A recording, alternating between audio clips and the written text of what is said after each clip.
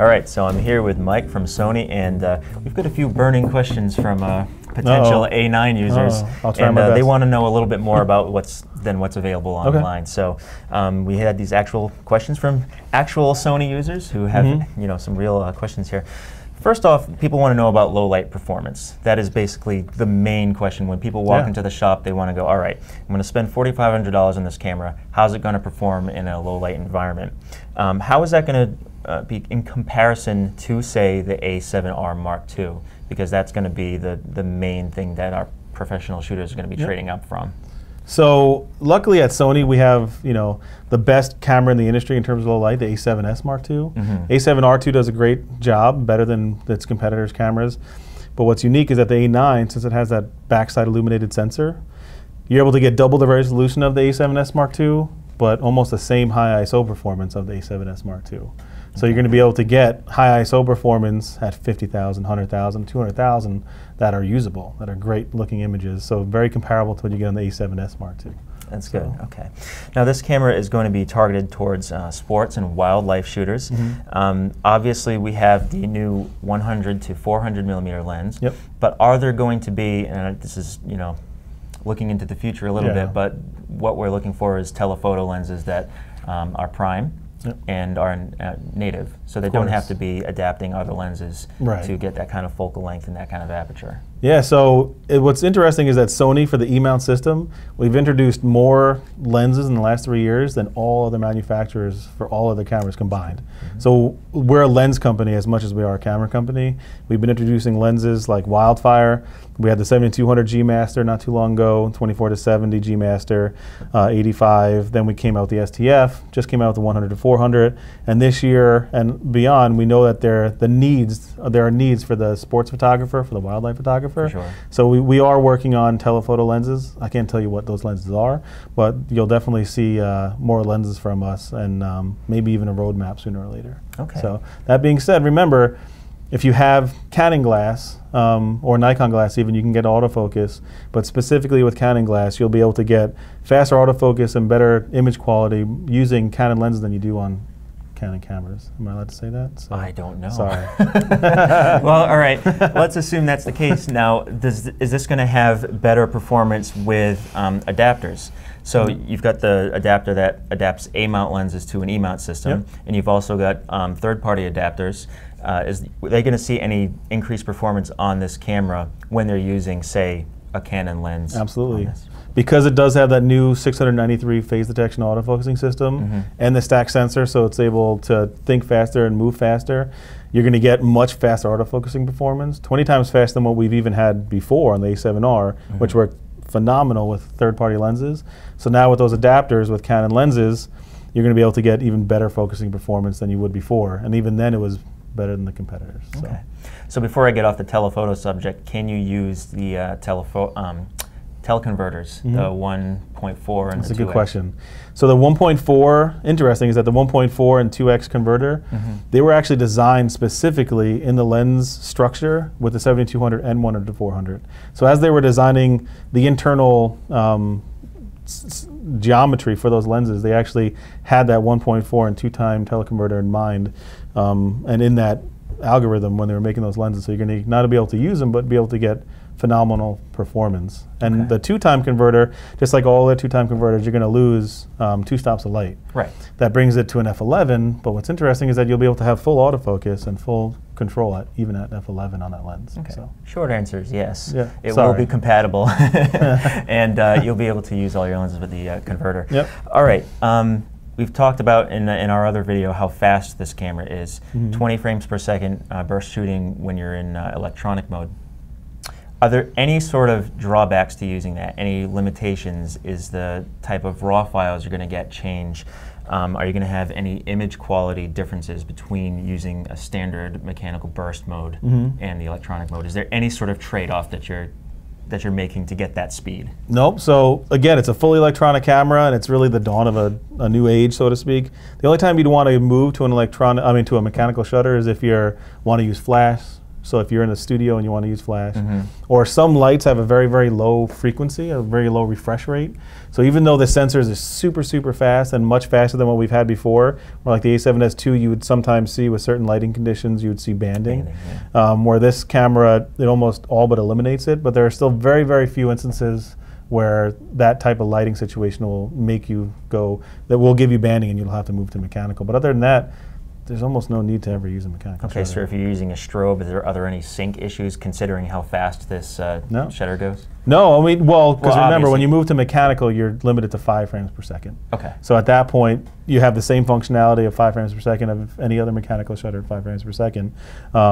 So you just unfortunately can't use strobe because strobes are a little bit older technology where they need the actual mechanical shutter to be able to sync with the flashes. Okay. All right, we did talk about this in the other video, but just to reiterate, as far as the ruggedness of this camera goes, it's completely weather sealed. Yep. So people have been concerned, what does weather resistant mean? Because that's the term that Sony chose to use. Weather resistant in this case means you can take it out in the rain, right? Yep. So we're just very conservative in the way we term things in our specs. We don't like to overestimate or overdo anything, but it is weather resistant, but it is sealed. So it's like you can use the terms weather sealed if you like, but it is more weather resistant than the A7R2 and the A7S II. So every single moving part on the outside of the camera, or every door, every hinge, everything has grommets and weather sealing around it. Our lenses, the G Master lenses, are the most weather sealed of all the lenses. So you can shoot the A9 and a G Master lens outside in the rain on the sideline shooting a sporting event and not have to really worry about it. So even the grip that we have is weather sealed in magnesium alloy as well. So great. All right. As far as video goes, there have been some issues with prior Sony cameras where overheating became an issue, especially after shooting for a long time. Obviously, because now you've got dual card slots, so you can record for a really long time. You're shooting in 4K, and you've got some real powerful hardware in there. Are there going to be any overheating issues? So any camera, any still camera, because remember, these are all still cameras, even though our cameras are designed just as, well, this camera is specifically designed for stills and has video. But these cameras, in essence, are video cameras and still cameras. And they all overheat. Competitors' cameras overheat. Anything that has an interchangeable lens camera that isn't a true video camera overheats. So whereas the A7S II could get 30 minutes of video and then be able to shoot another 30-minute video, some of the other cameras, depending on your weather conditions, that can change. This camera will be able to do a little bit better job than cameras we've had in the past because it is a more efficient sensor. A lot of that thinking is happening on the sensor instead of just the processor. So it's able to dissipate heat a little bit better, be able to get longer record times. It's still limited to 30 minutes because it is still a still camera. But there are certain features in the camera that you can actually control when thermal shutdown happens. So you can actually set high, medium, and low thermal shutdown in the camera itself. So that way, if you know you only want to get 20, 30-minute clips, you'll be able to have the camera, after a certain amount of time, protect itself. Because the hotter it gets, also the hotter the sensor gets, the worse the performance is in terms of image quality as well. So you can actually have it shut down earlier if you like it to. But it is very, very good in terms of heat dissipation, much better than what you can get out of competitors' cameras.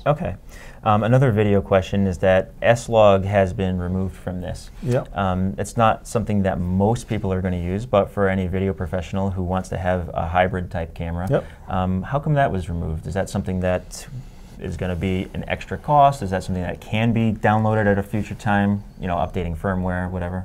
So the camera, that's a good question, and a lot of people are asking that question because we have SLog on most of our other cameras, on the 6500, on the A7R2, A7S II, but there's no SLog in this. There's no picture profiles, and one of the main reasons for that is that it is designed to be a still camera.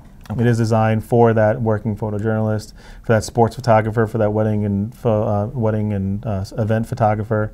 But that being said, it does 4K video better than almost any other camera that's out there.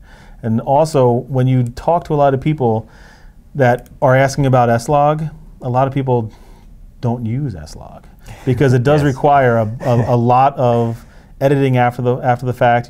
Color grading is not the easiest process, and it's a pretty tedious process. So you can get the camera and the image quality to where you need it to be and be able to shoot, and that's where most people that are in the field that are shooting want to be able to shoot like that. That being said, SLog does have an advantage. Obviously, it's better to have it and then not use it than to not have it at all. But the camera doesn't have it. And that being said, you're still going to be able to get absolutely ridiculously stunning results in 4K and HD and at 120 frames per second, even without the SLog. Okay. So. All right. So what about flickering? Anti-flicker is kind of a hot new thing, I guess, for lack of a better term.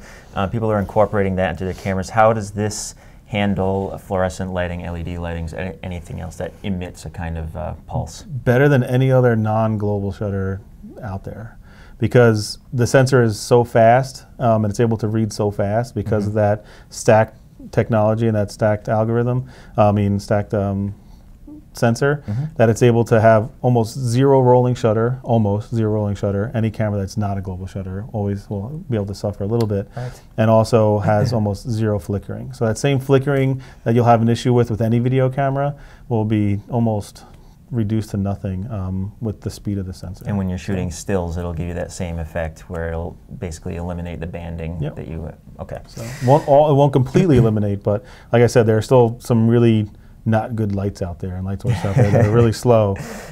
So that's something that we'll have to work on. All right.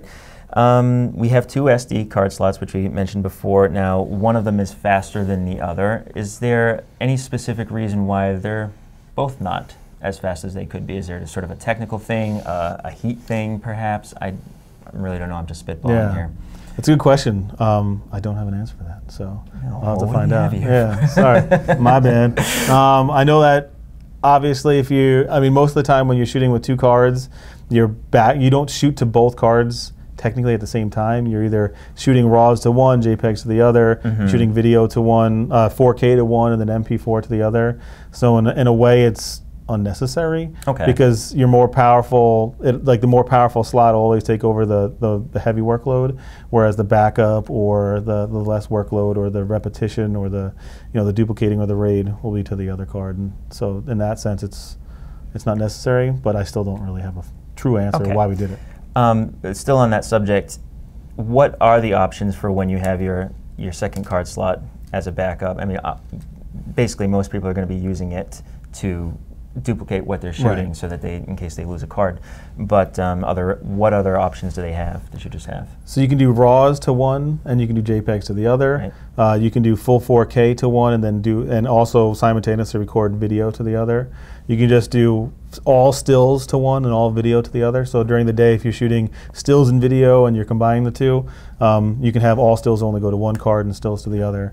So there are lots of different options for the 2 cards. Okay, and if you run out of room on one, it'll automatically hit Absolutely. So you can shoot in 20 frames per second. If you run out on the other one, you won't even notice a difference in the 20 frames per second. It'll just automatically go to the next. Okay. And so then the other thing that has been sort of an issue with some people is the design of the camera. Now, it's basically the same size as an A7, or an A7 series camera. Mark II's, The grip is a little bit deeper, I believe. It is, so it's a little bit fatter, a little bit deeper.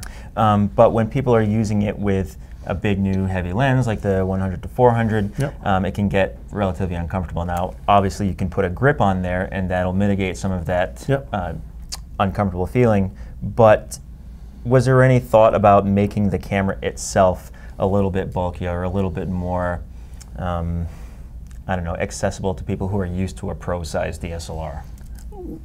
So, good question. I know at that point it's like get an A99 too. And not even that. It's just the fact that you can add the grip. You can add the pinky grip, I like to call it. The whole point of having like an electronic system is that the camera itself is small. I mean, anytime, even with the larger cameras from our competitors or from our A99 Mark II, you always, when you're using a 100 to 400 or 300 or 7200, I always hold it by the camera, and by the lens itself, and that way you're able to quickly move around the camera. And since it is an electronic camera, and it's breaking barriers of mechanical cameras because it is fully electronic, we want to be able to keep it small, keep it inconspicuous, so to speak, to be able to do what those giant cameras can do and more, and still have a size that's half the size and half the weight. So this camera with the 100 to 400 is, compared to one of our competitors with the 100 to 400, is almost 2 pounds lighter. And for all you photojournalists out there, or anyone that shoots with the 100 to 400 in a camera, 2 pounds throughout an entire day, or do times that by 2 or 4, depending on how many cameras you have on you, can weigh really on you. can weigh on you, I guess. So there you go. But it's really just a matter of not needing to have the big size. I mean, why fill it with just air if you don't need to? Just try to make it as small and as compact as possible. Okay, and if you need the extra grip, then obviously there are options. Yeah. We have the little pinky grip, like you said, and that just fits Makes right it onto perfect, the bottom. And then, of course, there's the battery grip, which gives you a lot of extra power. So that's pretty much all that we had from our users. We appreciate your candid answers. So I was like 19 for 20 or whatever it is, 13. So not so bad. All right, so thanks very much for watching, and check out the A9 at Cameta.com. Thanks.